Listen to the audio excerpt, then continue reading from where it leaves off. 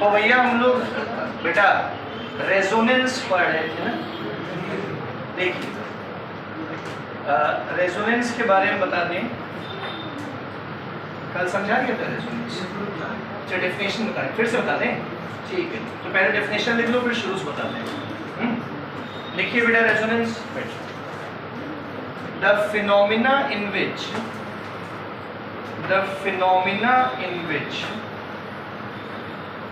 a molecule is represented by the phenomena in which a molecule is represented by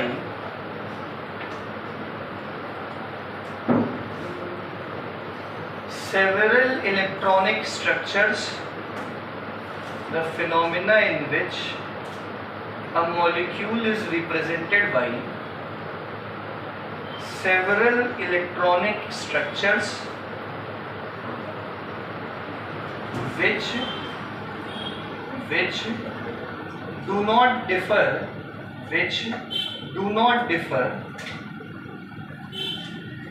much in their energy content,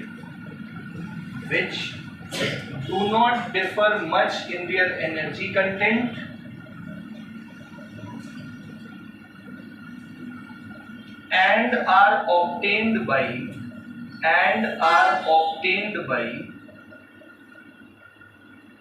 oscillation of pi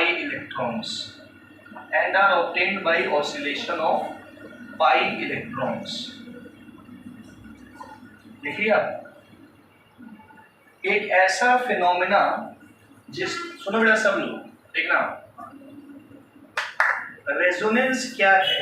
एक ऐसा phenomena है जिससे एक ही molecule को अलग अलग स्ट्रक्चर्स में समझाया जाता है। एक ही मॉलिक्यूल को क्या बोला मैंने? अलग अलग स्ट्रक्चर्स में समझाया जा सकता है। उन स्ट्रक्चर्स का एनर्जी लगभग क्या होता है? सेम। नहीं समझ में आया? और ये स्ट्रक्चर्स कैसे बनते हैं? By the oscillation of pi electrons. मैंने पाई इलेक्ट्रॉन्स बताया था ना एग्जांपल के तौर पे, कल वाला फिर से बता दें। देख कुछ NO3 माइनस का बताया था ना अभिषेक हमने। तो अभिषेक सबसे पहले NO3 माइनस का Lewis structure, nitrogen, atomic number 7, valence electron. तो भैया 1 2 3 4 5। ऑक्सीजन कितने हैं? 1 2 3। किसी एक ऑक्सीजन पे क्या चार्ज होगा? माइनस। नॉर्मली ऑक्सीजन के पास कितने इलेक्ट्रॉन होते हैं? 1 2 3 4 5 6 वैलेंस इलेक्ट्रॉन। तो इन दोनों ने तो बॉन्ड बना लिया। चलो यहाँ पे 1 2 3 4 5 6, यहाँ से बना कोऑर्डिनेट कोवेलेंट बॉन्ड। और यहाँ पे भी 1 2 3 4 5 6 होते हैं, लेकिन एक माइनस आ गया तो क्या हो जाएगा? पेयरिंग हो गई। अब यहाँ से बन गया एक सिंगल कोवेलेंट बॉन्ड। ये NO3 नाइट्रेट आयन का लुईस स्ट्रक्चर हो गया। अब रेजोनेंस कहाँ से शुरू होता है विशुद्ध? रेजोनेंस शुरू ही क्यों होगा? ताकि मॉलिक्यूल और स्टेबल हो सके। तो यहाँ दिक्कत है, यहाँ और स्टेबल हो सकता है।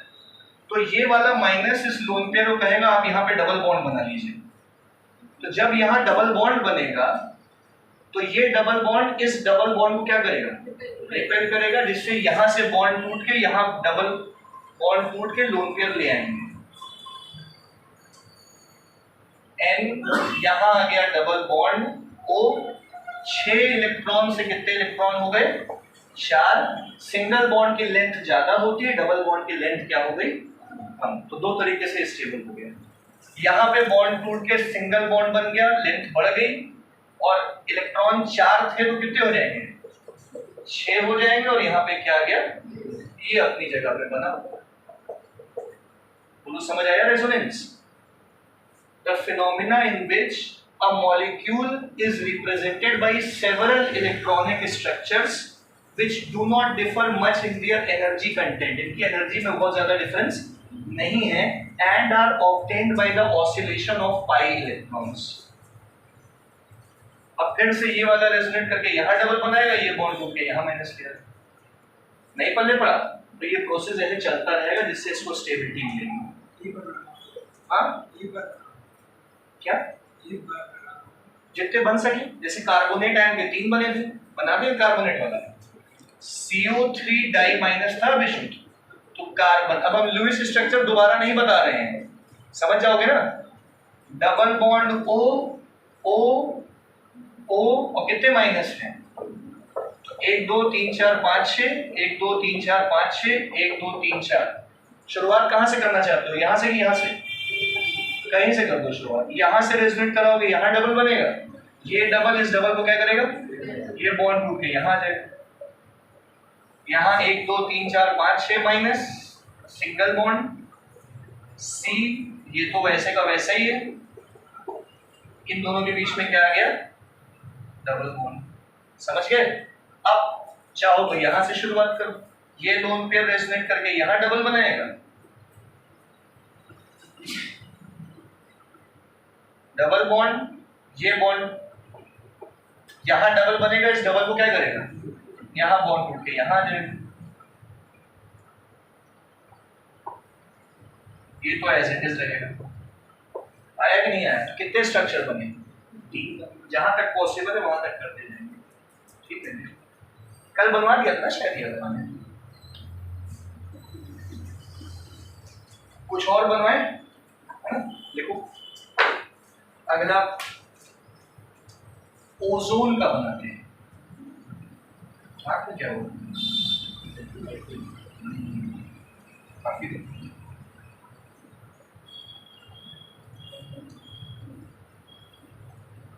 बहुत कलाकार लड़कियां हैं फिर आज गायब हैं, अवंतिका और रिद्धिमा। ये हो गया। ओजोन का बनाओ भैया, ओजोन O3,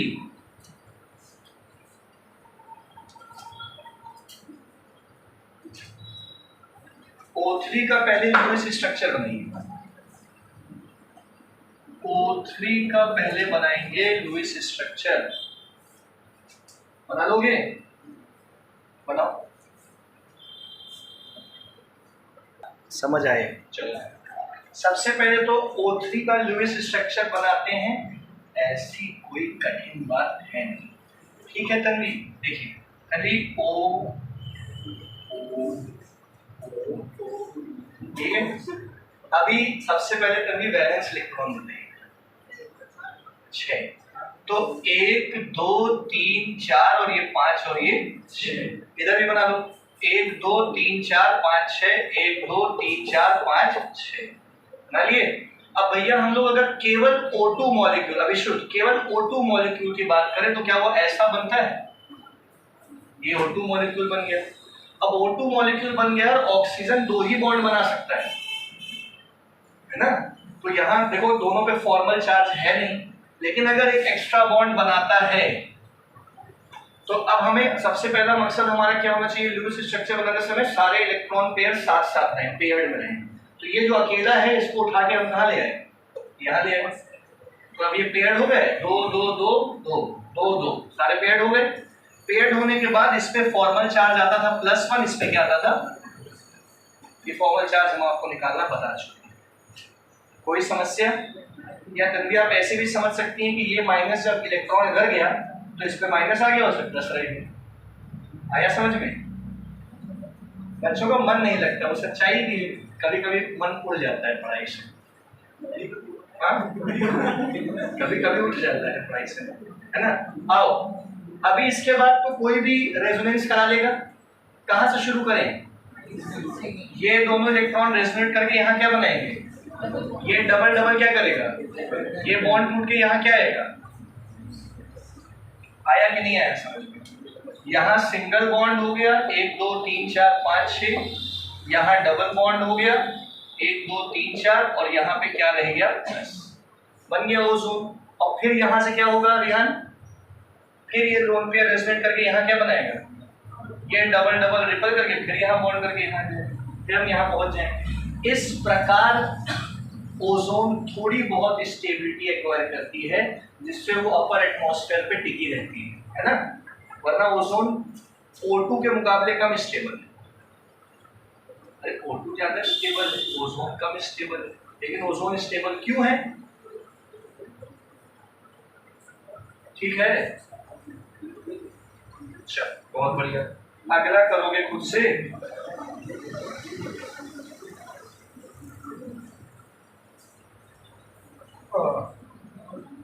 चलो लिखो,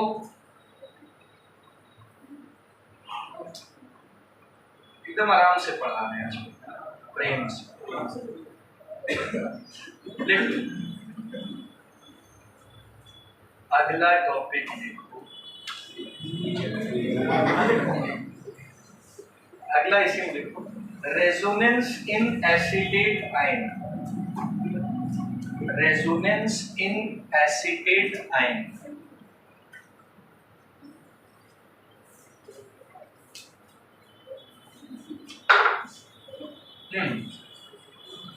सबसे पहले तो हमको चड्डा बताएंगे एसिटिक एसिड क्या होता है। शाबाश। तो CH3COOH होता है एसिटिक एसिड, है ना चड्डा?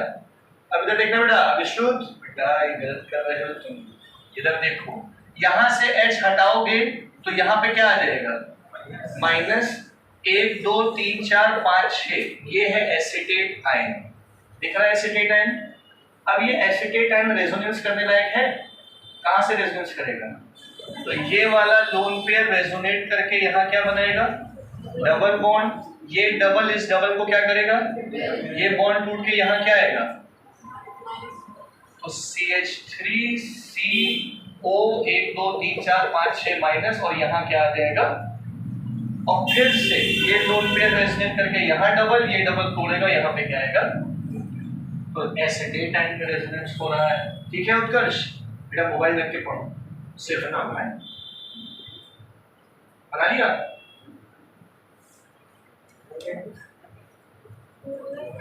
हाँ बिल्कुल, ये भी बनाएगा, ये इसलिए बनाएगा, वापस ये बनाएगा, और ये चलता रहेगा। इसी प्रकार एसिटेट आयन थोड़ा बहुत स्टेबल बनेगा। हाँ समझ गए?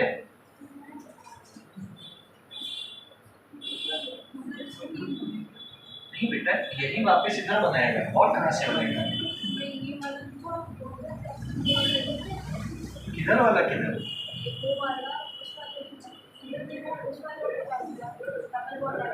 इस पे क्या इधर आएगा? पप्पू वाला इधर आएगा, वापस हम ये तो आएंगे। CH3 कहाँ लोन पे है? रेजोनेंस कहाँ शुरू होगा? हाँ हम आगे कंटाप मारने बता रहे हैं आपकी बात। अगला लिखो, ये समझ में आ गया? अगला देखिए,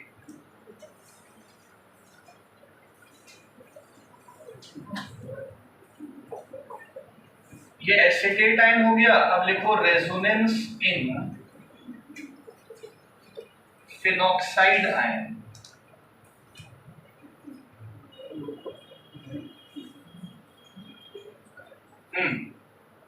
अब की बार इससे समझ जाओगे, पूरा समझ में आ जाएगा। देखो बेटा, ये ऑर्गेनिक में आप लोग पढ़ोगे जाके, ऑर्गेनिक केमिस्ट्री में, ये डबल बॉन्ड है, carbon carbon carbon carbon carbon carbon, सही है? ये हर H क्या है? Carbon. Carbon carbon double bond, carbon carbon single bond, carbon carbon double bond. Sir ये बेंजीन कैसा खुला? ये बेंजीन ही है, क्योंकि बेटा ये बेंजीन ही है। इसे क्या कहते हैं? बेंजीन। बेंजीन के ऊपर OH लग जाए तो इसे फिनॉल कहते हैं। क्या कहते हैं? फिनॉल कहते हैं। सुनो ना, विश्वास देखो ना, अगर फिनॉल में से एक H हटा दिया जाए तो यहाँ क्या आ जाएगा? और इस पे लोन पेयर्स आ जाएंगे। आया कि नहीं आया समझ में? इसे कहते हैं फिनॉक्साइड आयन। ठीक है, अब इसी फिनॉक्साइड आयन का हमें क्या पढ़ना है? रेजोनेंस। तो थोड़ा बड़ा बड़ा बनाते हैं। ये अपना ये है, ये और ये O 1 2 3 4 5 6, और ये क्या आ गया? माइनस। नजरे बोर्ड पे रखो, देखो कहां से रेजोनेंस शुरू करेंगे सुमित? O से शुरू करेंगे। यहां से लोन पेयर रेजोनेट करके यहां डबल बॉन्ड बनाएगा, ये डबल इस डबल को क्या करेगा? रिपेल करेगा, जिससे ये बॉन्ड टूट के यहाँ पे लोन पेयर आ जाएगा। ये अपनी जगह पे हैं, इन दोनों के बीच में क्या आ गया, डबल बॉन्ड आ गया, और ये माइनस आ गया, फिर लोन पेयर यहाँ पे। बोलो समझ आया? कार्बन और ऑक्सीजन की बॉन्ड लेंथ क्या हो गई, कम हो गई। बॉन्ड लेंथ छोटी होने से न्यूक्लियस करीब करीब आ जाते हैं, न्यूक्लियस करीब करीब आने से स्टेबिलिटी बढ़ जाती है। तो कभी भी याद रखना, किसी ऑर्गेनिक कंपाउंड में अगर इधर से रेजोनेंस शुरू हो रहा है तो रेजोनेंस उसको एक्स्ट्रा स्टेबिलिटी प्रोवाइड करेगा। सुना यशस्वी बेटा? सुना मैंने क्या कहा? ठीक है। अब भैया फिर से ये लोन पेयर कहाँ जाना चाहेगा, ये वापस इधर डबल बॉन्ड बनाएगा यहाँ, और ये डबल इस डबल को क्या करेगा, इससे ये बॉन्ड टूट के यहाँ लोन पेयर आ जाएगा। बोलो बात समझ आ गई? ये यहाँ डबल आया, यहाँ डबल टूटा, बाकी जगह पे है, और यहाँ पे क्या आ गया, आया समझ में? फिर से क्या होगा, ये लोन पेयर रेजोनेट करके बगल वाले में क्या बनाएगा, ये डबल इस डबल को, ये बॉन्ड टूट के यहाँ पे आ जाएगा। फिर से यहीं आ जाओ, यहाँ आया, यहाँ तो था ही, मतलब यहाँ था ही, यहाँ आ गया और यहाँ हट गया। आया समझ में? फिर से क्या होगा, ये लोन पेयर रेजोनेट करके यहाँ क्या बनाएगा, ये डबल इस डबल को क्या करेगा, फिर वहीं आ जाएंगे जहां से हम चले थे। नहीं समझ में आया? ये आया और यहाँ बॉन्ड टूट गया, बॉन्ड लेंथ बढ़ गई, तो जहां चले थे हम वहीं वापस आ गए। बस एक चीज का ध्यान दो, क्या हुआ, जो डबल बॉन्ड यहाँ यहाँ यहाँ थे, अब यहाँ यहाँ यहाँ हो गए, तो डबल बॉन्ड की पोजीशन क्या हो गई। और ये लगातार माइक्रो सेकेंड, नैनो सेकेंड में लगातार ये चीज होती रहती है अंदर, एक सेकंड में कई बार होती है। इसीलिए कहा जाता है कि बेंजीन को हम चाहे तो ऐसे रिप्रेजेंट करें, चाहे तो हम एक गोला बना दें। अंदर ऑर्गेनिक में है, सिर्फ डंडे दिखा सकते हो या पूरा गोला दिखा सकते हो। ये गोल क्या बता रहा है कि लगातार बॉन्ड्स क्या कर रहे हैं, रेजोनेट कर रहे हैं, रेजोनेट कर रहे हैं। ठीक बात है? इन सभी स्ट्रक्चर्स को रेजोनेटिंग स्ट्रक्चर्स या कैनोनिकल फॉर्म्स कहा जाता है।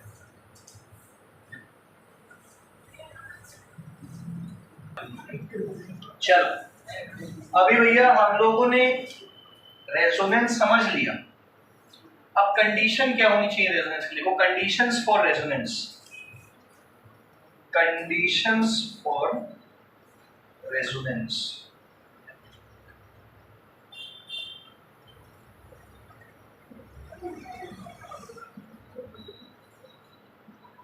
देखो आप लोग ने जब भी रेजोनेंस किया है, एटम्स ने अपनी जगह नहीं बदली। कार्बन वही है देखो जहां था, ऑक्सीजन वही है, हाइड्रोजन वही है जहां। तो पहला पॉइंट लिखो, the relative position of atoms, the relative position of atoms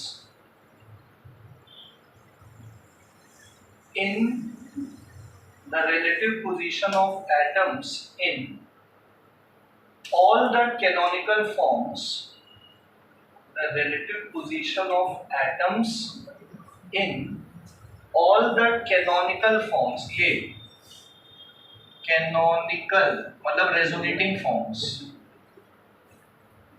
the relative position of atoms in all the canonical forms must be same,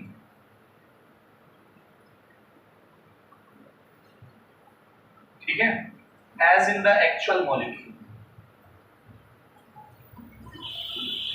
as in the actual molecule।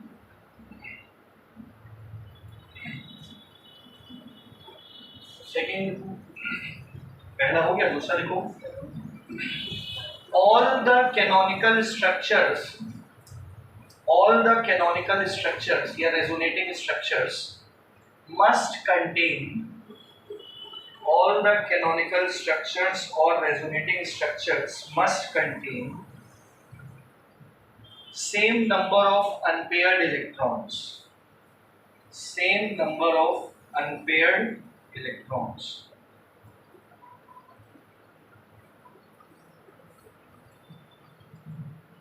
सभी में अनपेयर्ड इलेक्ट्रॉन्स क्या होने चाहिए, ये देखो इसमें कितने एम्पेयर इलेक्ट्रॉन्स हैं? 2 4 6। इसमें कितने हैं? 2 4 6। तो सभी में लोन पेयर इलेक्ट्रॉन्स मतलब अनशेयर्ड वाले इलेक्ट्रॉन क्या होने चाहिए? ठीक है, अगला लिखो। अभी देखो जैसे अच्छा अगर मान लो कहीं पॉजिटिव हो, जैसे अभी नाइट्रेट आयन वाले में कार्बन, किसी में पॉजिटिव नेगेटिव आया है? ओजोन में। तो ओजोन में यहां पॉजिटिव था तो यहां क्या था? मतलब बगल बगल वाले एटम में अनलाइक चार्जेस होंगे, लाइक चार्जेस नहीं। ठीक है, देखो ये चीज, like charges should not reside, like charges should not reside on the neighboring atoms. Like charges should not reside on the neighboring atoms.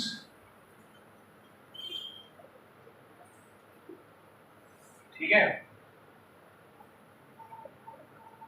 अच्छा लाइक नहीं डिसाइड करेंगे तो कौन करेंगे? अनलाइक डिसाइड कर सकते हैं, है ना। स्टॉक के वाले को unlike charges can reside on the neighbouring atoms.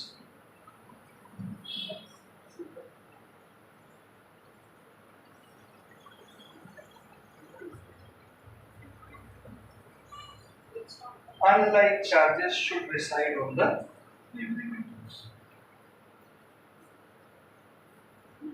Clear हो गया? फिर देखो आगे,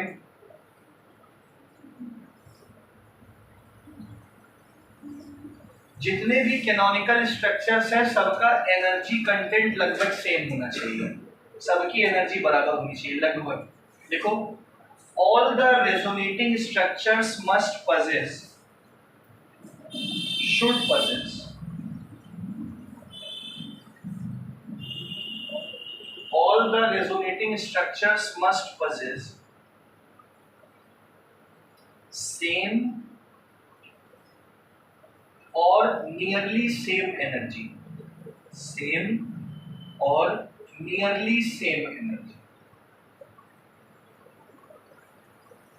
बराबर या लगभग बराबर सेम एनर्जी। ठीक है, सबको क्लियर हो गया?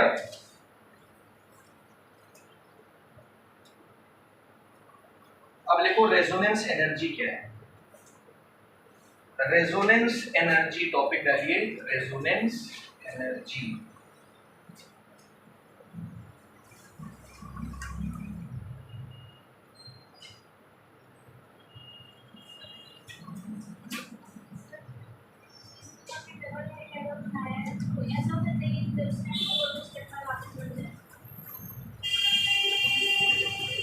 यहां से वापस यहां आ जाए,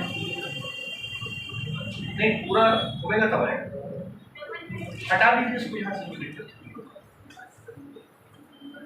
चलो सभी लोग इधर ध्यान दो, लेकिन लगा रहेगा तो उसमें कोई दिक्कत नहीं, क्योंकि इसका मतलब ये भी तो हो सकता है कि यहां से वापस हम ऐसे आ जाएं और यहां से हम वापस ऐसे जाएं, इसलिए उसको लगे रहना देना ज्यादा सही रहेगा। क्या बोला? Resonance energy. ठीक है, लिखो the difference between the energy content, the difference between the energy content of resonance hybrid, the difference between the energy content of the resonance hybrid and the energy content of canonical, and the energy content of canonical structure, and the energy content of canonical structure having least energy.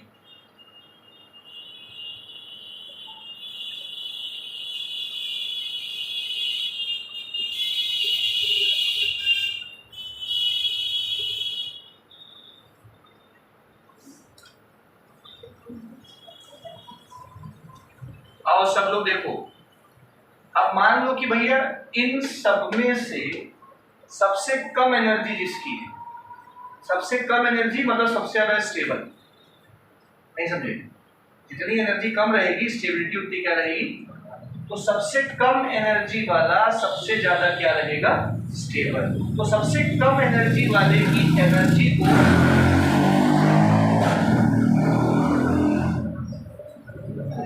बहुत ही देखा लोग, तो जो भी है लेकिन गधे हैं टोटल है। चल ठीक बेटा, इन सब में से मान लीजिए सबसे कम एनर्जी इसी की है, अब हमें इसकी रेजोनेंस एनर्जी निकालनी है ना, तो इसकी एनर्जी को इसकी एनर्जी से माइनस, सबसे कम वाले की एनर्जी से किसी एक रेजोनेंस हाइब्रिड की एनर्जी को माइनस करोगे तो उस रेजोनेंस हाइब्रिड की क्या आ जाएगी, रेजोनेंस एनर्जी, और लगभग बराबर ही है। सबको रेजोनेंस समझ में आ गया होगा। रेजोनेंस से क्या पता चलता है, एक तो बॉन्ड लेंथ घटती है जिससे स्टेबिलिटी क्या होती है, और जितने ज्यादा स्ट्रक्चर बनेंगे स्टेबिलिटी उतनी ही ज्यादा रहेगी। क्लियर हो गया रेजोनेंस? कोई समस्या हो तो अभी भी बता दो। कौन सा माइनस वाला बेटा? अच्छा ये, इन सब में से जो भी सबसे स्टेबल मॉलिक्यूल उसकी एनर्जी से किसी भी की एनर्जी को माइनस कर देगी ना, तो उसकी रेजोनेंस एनर्जी आ जाएगी। जैसे हम कह रहे हैं इन सब की एनर्जी में से जिसकी सबसे कम एनर्जी है वो सबसे स्टेबल मॉलिक्यूल होगा। मान लीजिए इसकी एनर्जी सबसे कम है, मतलब ये सबसे स्टेबल है उन सब के कंपैरिजन में। सबसे स्टेबल एनर्जी वाले को रख दिया, इसकी एनर्जी है 10 किलो जूल। अब हमें इसकी रेजोनेंस एनर्जी निकालनी है ना, तो ऑब्वियस सी बात है इसकी इससे ज्यादा होगी क्योंकि इसकी सबसे कम है, तो इसकी एनर्जी को इसकी एनर्जी से जब माइनस करेंगे तो इसकी रेजोनेंस एनर्जी आ जाएगी। अभी भी नहीं समझ में आया? आ गया? अगर दिक्कत लगे तो एक सुनो, एक बार शुरू से पूरा जो है एक बार बॉन्डिंग पूरा देख। दिक्कत तो होती है, इंसान भूल जाता है, अभी याद रहेगा, पेपर आने वाले होंगे भूल जाओगे, फिर आपको देखना पड़ेगा या नोट्स उठाओगे, यही तो होगा। उसको कोई शर्म थोड़ी है, सबके साथ होता है। अगला टॉपिक डालिए फिलहाल, coordinate covalent bond. Coordinate covalent bond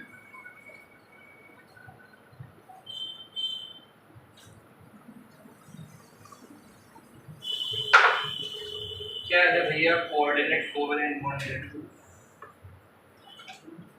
सबको आता होगा वैसे।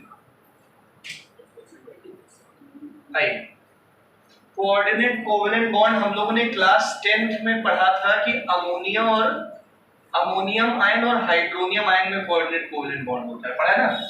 जैसे ये अमोनिया है NH3 और एक तरफ वाटर है H2O, मतलब नॉर्मल स्ट्रक्चर बनाया है, एक्चुअल स्ट्रक्चर नहीं बनाया है।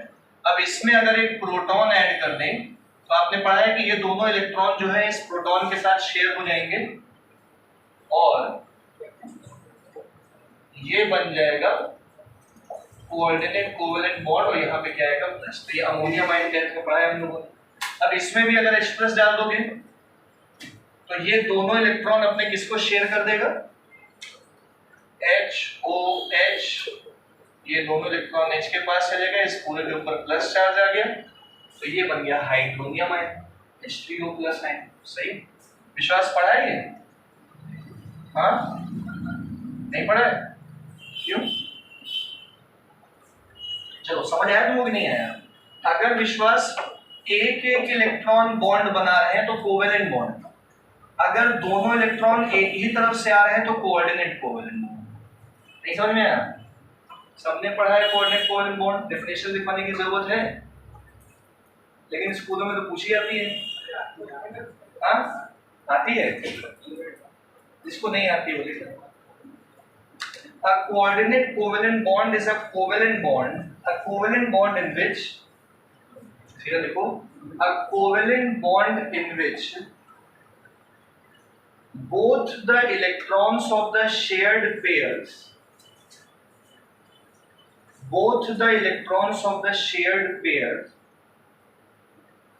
come from one of the two combining atoms. one of the two combining atoms, both the electrons of the shared pair come from one of the two combining atoms. समझ गए? दोनों में से किसी एक के द्वारा इलेक्ट्रॉन्स की शेयरिंग क्या कहलाएगी? Coordinate covalent. ठीक है, अब हम लोग अलग अलग चीजों का कोऑर्डिनेट कोवैलेंट बॉन्ड पढ़ेंगे अलग अलग चीजों में। ठीक है, एक तो ये दोनों हो गए, बनाना है, विश्वास बना लो, जिसको बनाना हो बना ले, बाकी अगला हम लोग पढ़ेंगे। बाकी तब तक आप लोग ट्राई करो, एक काम करो, H2SO4 में बनाने की कोशिश करो, सल्फ्यूरिक एसिड में बनाओ।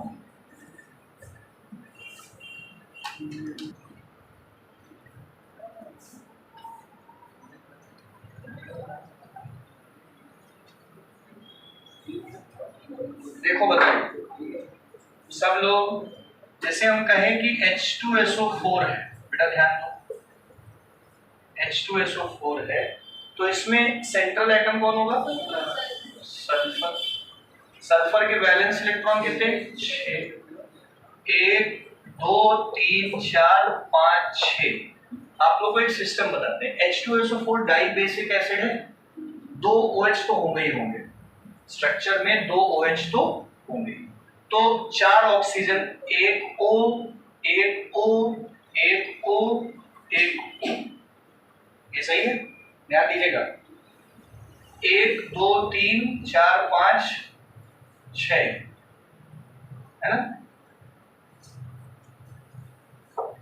1 2 3 4 5 6, इधर 1 2 3 4 5 6, 1 2 3 4 5 6। हाइड्रोजन कितने हैं? 2। एक हाइड्रोजन यहां से आएगा, एक हाइड्रोजन यहां से आएगा, ये बन गया सिंगल कोवैलेंट, सिंगल कोवैलेंट। यहां से देखो सिंगल कोवैलेंट, सिंगल कोवैलेंट, आया समझ में? 2 OH बन गए। अब आप चाहो तो डबल बॉन्ड बनाओ इधर और इधर, या आप चाहो तो इन दोनों इलेक्ट्रॉन्स को यहां लिख के एक सिंगल कोऑर्डिनेट कोवैलेंट बॉन्ड दिखा दो। नहीं समझे मेरी बात? या फिर या तो डबल बॉन्ड दिखाओ, या फिर इनको यहां लगा के कोऑर्डिनेट कोवैलेंट बॉन्ड दिखा दो। नहीं समझ में आया? पारस सिंपल है, H2SO4 है, डाई बेसिक एसिड है, 2 OH तो होंगे ही होंगे, ये आसान भाषा में बताएं। आप लोगों ने सल्फेट आयन बनाया था, वो सल्फेट आयन में बस H तो लगाना है, यहाँ माइनस था, यहाँ माइनस था, H+ लगा दो, बन गया H2SO4, वही सल्फेट आयन वाला ही हो गया। अगला बनाओगे खुद से, चलो HNO3 खुद से बना लो, नाइट्रिक एसिड खुद से बना लो,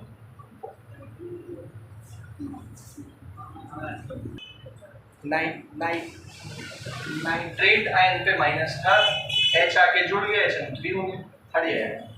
सबसे पहले तो नाइट्रेट आयन बनाओ ना आप लोग, ये नाइट्रोजन, नाइट्रोजन के वैलेंस इलेक्ट्रॉन 1 2 3 4 5, और नाइट्रेट आयन कैसे बनाते थे? ये यहां से कोऑर्डिनेट कोवैलेंट बॉन्ड, यहां पे ऑक्सीजन 1 2 3 4 5 6 है ना, और सिंगल कोवैलेंट बॉन्ड, और यहां पे माइनस होगा तो नाइट्रेट आयन हो जाएगा, और माइनस हटा के एक इलेक्ट्रॉन कम करके अगर यहीं से क्या बना दोगे? हाइड्रोजन बना दोगे तो नाइट्रेट आयन हो जाएगा, चाहे इधर लगा दो चाहे इधर। नहीं आया समझ में? हो गया ऐसा। अगला बनाओगे, ट्राई करो, H3PO4 फॉस्फोरिक एसिड बनाओ। डाई बेसिक एसिड है कि ट्राई बेसिक एसिड है? ये ट्राई बेसिक एसिड है। H3PO3 डाई बेसिक होता है, और 10th की किताबों में लिखा था ना ट्राई बेसिक है, नहीं ये ट्राई होता है, ये डाई बेसिक होता है। अब सही सही पढ़ोगे, ठीक है? फिलहाल H3PO, अगर मैं बोल रहा हूँ ट्राई बेसिक एसिड है तो कितने OH बनाओगे? 3 OH, ध्यान रखना बनाने समय, है ना? बना लो फास्फोरस के हिसाब से। बनाए भैया, आओ सब सबसे पहले तो phosphorus atomic number 15, balance electron 5। ये देखो 1 2 3 4 5, सही है। इधर से कितने OH बनेंगे? 3। ट्राई बेसिक एसिड है ना। 1 2 3 4 5 6, एक H यहां से आएगा, ये बन गया। यहां से सिंगल कोवेलेंट बॉन्ड बना, यहां से आओ 1 2 3 4 5 6, एक हाइड्रोजन यहां से बनाएगा, एक फॉस्फोरस यहां से बनाएगा। 1 2 3 4 5 6, एक हाइड्रोजन यहां से बनाएगा, एक ये बनाएगा। अब ये वाला चाहो तो डबल कोवेलेंट बॉन्ड बना लो, नहीं तो ऑक्सीजन के साथ क्या बना लो? कोऑर्डिनेट कोवेलेंट बॉन्ड बना लो। क्या सही? अच्छा, पर क्योंकि कोऑर्डिनेट कोवेलेंट रहे उस हिसाब से, नहीं तो डबल कोवेलेंट बॉन्ड बना सकते हो। 5 कोवेलेंसी शो करता है ना फॉस्फोरस। आ गया समझ में? ठीक है, सब इजी।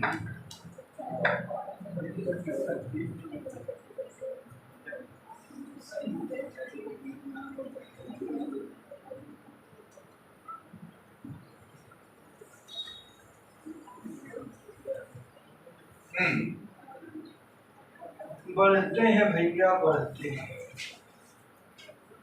प्रियांशु, जो भी ट्रिग्नो का क्वेश्चन ना हो रहा हो आज पूछ लेना हमसे अभी, है ना? कोई तो लाया होगा, देख लो। बालाजी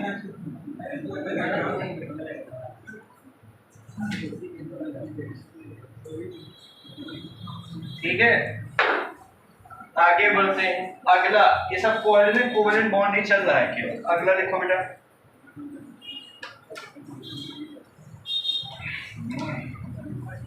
देखिए हाइपोक्लोरस एसिड,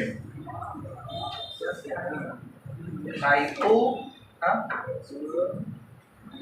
HPCl3 बता रहे हैं, आप लोग चिल करिए, हम बता रहे हैं। इधर देखो, ये 4 नाम अपनी खोपड़ी में घुसेड़ लो सब लोग। Hypochlorous acid, chlorous acid, chloric acid, perchloric acid. Hypochlorous chlorous chloric perchloric, बोलो हाइपोक्लोरस क्लोरस क्लोरिक परक्लोरिक, बोलो हाइपोक्लोरस क्लोरस क्लोरिक परक्लोरिक। हाँ, अलग अलग एसिड्स हैं, HClO, HClO2, HClO3, HClO4, HClO, HClO2, HClO3, HClO4, सही है। अब इनका जो है स्ट्रक्चर बनाना है, धीमे धीमे करके बना लेंगे। इसमें सेंट्रल एटम किसको लिया जाएगा? क्लोरीन को। किसको? क्लोरीन को। देखो भैया सब लोग, क्लोरीन, ये क्लोरीन के कितने वैलेंस इलेक्ट्रॉन? 7। 1 2 3 4 5 6 7, सही है। O है, एक O बना लो भैया, इधर देखना O कितने वैलेंस इलेक्ट्रॉन? 1 2 3 4 5, एक H, तो यहां से H जुड़ेगा, यहां से जुड़ेगा Cl, ये बन गया HCl। नहीं समझ में आया? अब जरा इसको बनाते हैं। अब बहुत ही आसान है, बोर्ड पे देखोगे तो समझ आएगा। बोर्ड पे देखो, HClO2, तो O2 का मतलब ये है कि अब हमें क्या करना है, ये तो हमने HClO बना दिया। अब इसमें कितने लोन पेयर हैं? 1 2 1। अब यहाँ पे ये 2 लोन पेयर पड़े रहने दो, ये दोनों इलेक्ट्रॉन्स जो हैं ऑक्सीजन के पास आ जाएगा, ये बन गया HClO2। अब HClO3 कैसे बनाओगे ये भी समझ लोगे, ये दोनों एक और ऑक्सीजन को दे दो।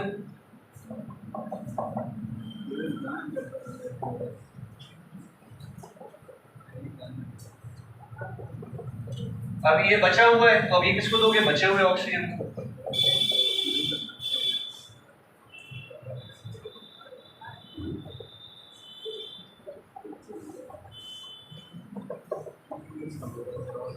नहीं समझ में आया?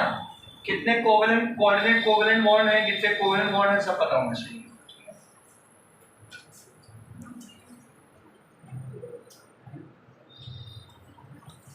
चलो सभी लोग ध्यान दीजिएगा। अभी लिखो प्रॉपर्टीज, कोऑर्डिनेट कोवेलेंट बॉन्ड समझ गए ना। देखो प्रॉपर्टीज या कैरेक्टरिस्टिक्स, जो क्या है characteristics of coordinate compounds.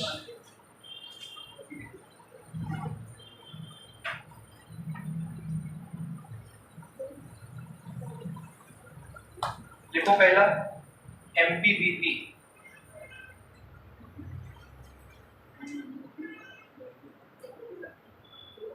Covalent से ज्यादा आयोनिक से कम। मेल्टिंग और बॉइलिंग पॉइंट जो होता है इनका, वो नॉर्मल कोवेलेंट बॉन्ड से ज्यादा होता है और आयोनिक से क्या होता है कम। यही लिखना है, कोवेलेंट से ज्यादा आयोनिक से कम। ठीक है। इनसॉल्युबल इन वाटर है तो कोवेलेंट ही है ना, इसलिए पानी में नहीं घुलेंगे। फिर लिखो पोलैरिटी, तीसरा पोलैरिटी। पोलैरिटी मतलब प्लस माइनस है ना। तो किससे ज्यादा पोलर, किससे आयोनिक से कम पोलर, कोवेलेंट से ज्यादा। भाई लिख दो कोवेलेंट से ज्यादा पोलर, आयोनिक से कम पोलर। समझने के लिए हो गया, ठीक है। कोवेलेंट से ज्यादा, आयोनिक से कम। बैड कंडक्टर्स ऑफ इलेक्ट्रिसिटी, भाई कोवेलेंट वाली प्रॉपर्टीज है मोस्टली, एक आध छोड़ के, ठीक है। बैड कंडक्टर ऑफ इलेक्ट्रिसिटी, बिजली नहीं कंडक्ट करते। सबको क्लियर हो गया होगा हम क्या समझाना चाह रहे हैं। तो ये कोऑर्डिनेट कोवेलेंट बॉन्ड कंप्लीट हो गया। आगे क्या होगा समझ में ऐसा कुछ था भी नहीं, है ना। अगला टॉपिक डालो, समझ आ रहा है। Hydrogen bonding, hydrogen bonding.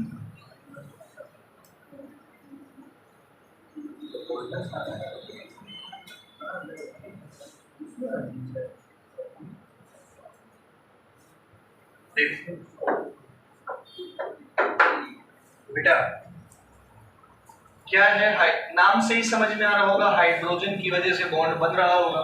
अभी देखिए पानी क्यों पानी है, H2O क्यों लिक्विड है ना।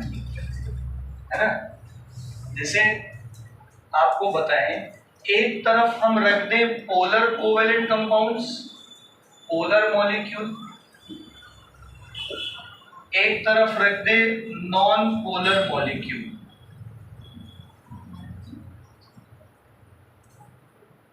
ठीक है, एक तरफ रखा पोलर मॉलिक्यूल, एक तरफ रखा non polar molecule. Polar molecule में ले लो पानी, नॉन पोलर मॉलिक्यूल में ले लो मीथेन। सही है। अब जितने भी पोलर मॉलिक्यूल्स होंगे, जितने भी नहीं जिनमें हाइड्रोजन होगा, वो पोलर मॉलिक्यूल्स जिनमें क्या होगा हाइड्रोजन, हम उनकी बात कर रहे हैं। अभी मैंने आपको पानी का स्ट्रक्चर बताया है, HOH। सही है। O पे क्या होते हैं, लोन पेयर्स होते हैं, दो। अभी क्या बनाया है ये सब अभी आगे थ्योरी में समझ में आएगा। फिलहाल हम नॉर्मल पानी की बात कर रहे हैं। एक और पानी का मॉलिक्यूल बना लो,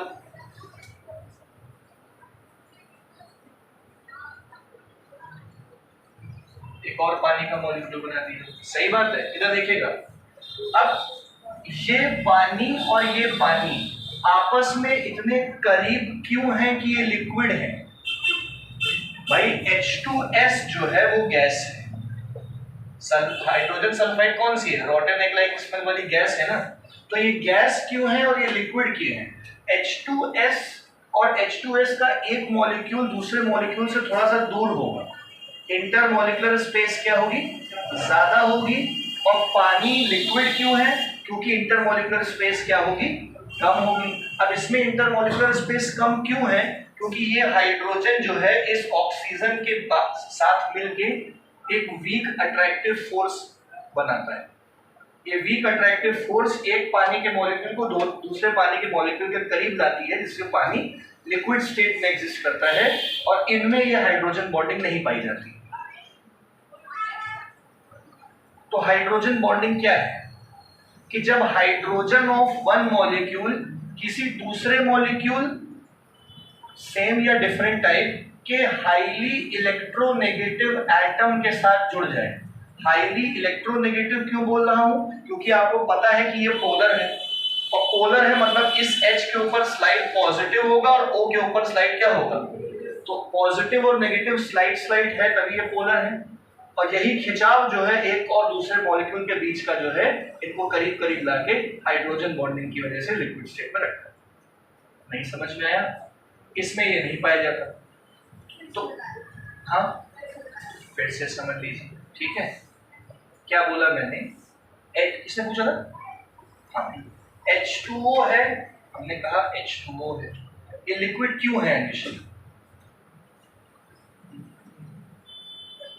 क्योंकि ये पानी क्यों लिक्विड है?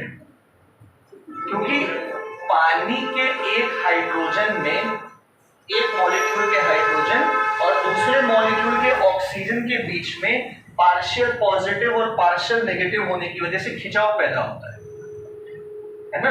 और इन दोनों के बीच में जो खिंचाव है उसे हाइड्रोजन बॉन्डिंग कहते हैं, जिससे पानी के मॉलिक्यूल्स करीब करीब आके लिक्विड स्टेट में पाए जाते हैं, और जिनमें यह हाइड्रोजन बॉन्डिंग नहीं होती है वो गैसियस स्टेट में पाई जाती है। अभी भी नहीं समझ में आया? अब हाइड्रोजन बॉन्डिंग कब कब बनेगी? पहली बात तो हाइड्रोजन जरूरी है, तो उसमें तो कंडीशन ही नहीं है, हाइड्रोजन बॉन्डिंग है क्योंकि हाइड्रोजन है, ठीक है? कंडीशन क्या है कि ये जो एटम जिसके साथ हाइड्रोजन बॉन्डिंग है ये छोटा होना चाहिए और हाईली इलेक्ट्रोनेगेटिव होना चाहिए। आया समझ में? और देखो हाइड्रोजन बॉन्डिंग की डेफिनेशन, को पेट में दर्द हो रहा है मेरे, इसको लिख लो, बना लो, हम बता दें।